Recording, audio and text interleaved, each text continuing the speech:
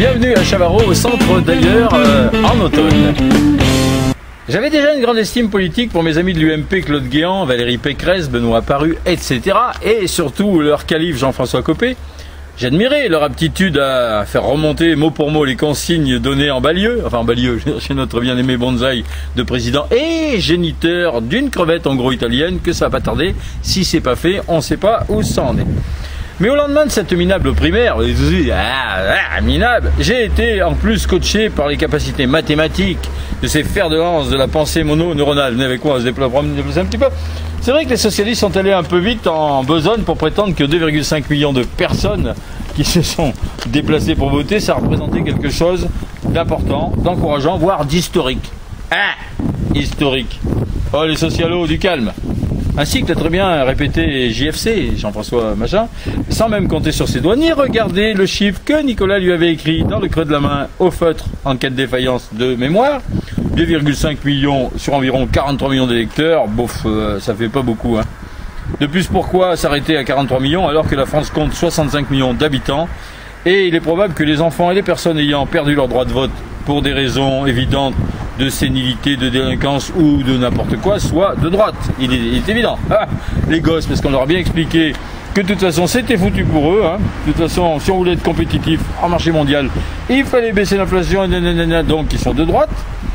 Alors les malfaiteurs, mais on sait qu'ils sont de droite depuis longtemps, et Nini il leur a fait des super prisons toutes neuves, donc évidemment ça les encourage. Et alors en plus ils sont gavés comme des dindes à Noël dans ces prisons. Des fois ça engage à voter Marine Le Pen. Et les vieux, ils sont de droite parce que Nicolas leur a fait des super des remboursements de médicaments, des médicaments d'Alzheimer, que ça sert à rien. De toute façon ils se rappellent même pas qu'ils ont été remboursés. Pourquoi on se fait chier à rembourser les vieux, donc ils sont de droite. Donc si on veut bien rétablir la vérité et prendre en compte ces exclus du vote, ce ne sont pas aux alentours de 4% des Français, et vous devez vous éloigner, 4% des Français qui ne sont pas déplacés pour choisir entre tous ces dangereux gauchistes, mais à peine plus de 3%. Voilà.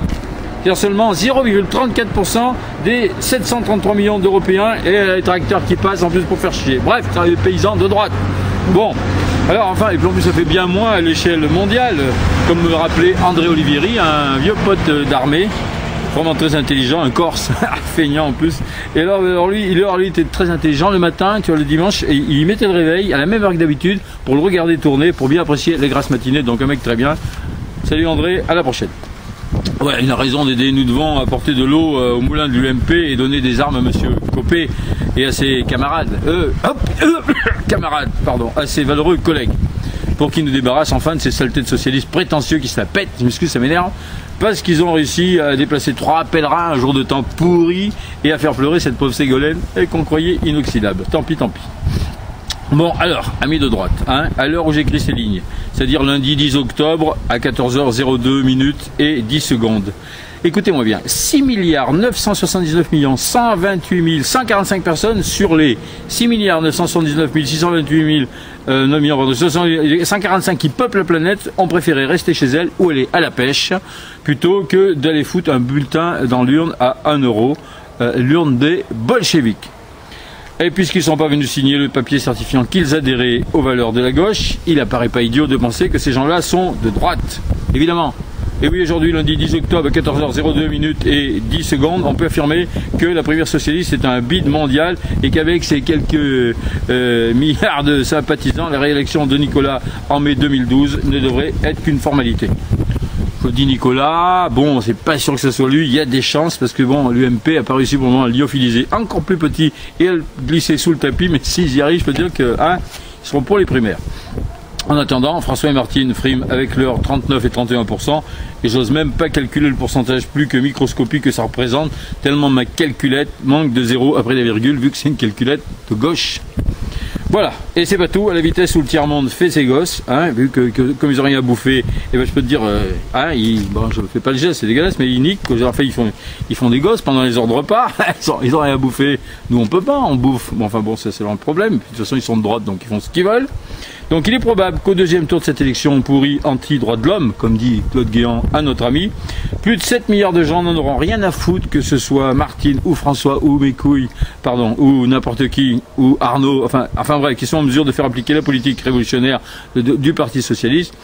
le fossoyeur de la mondialisation, c'est Arnaud Montebourg, et il fait rire François Fillon tellement ce serait dommage.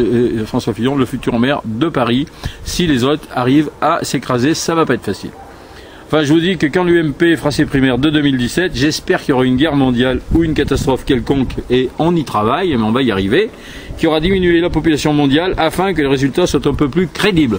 Voilà, c'était Schraz en direct de Chavarot. Je vous laisse admirer le paysage d'automne. À la prochaine.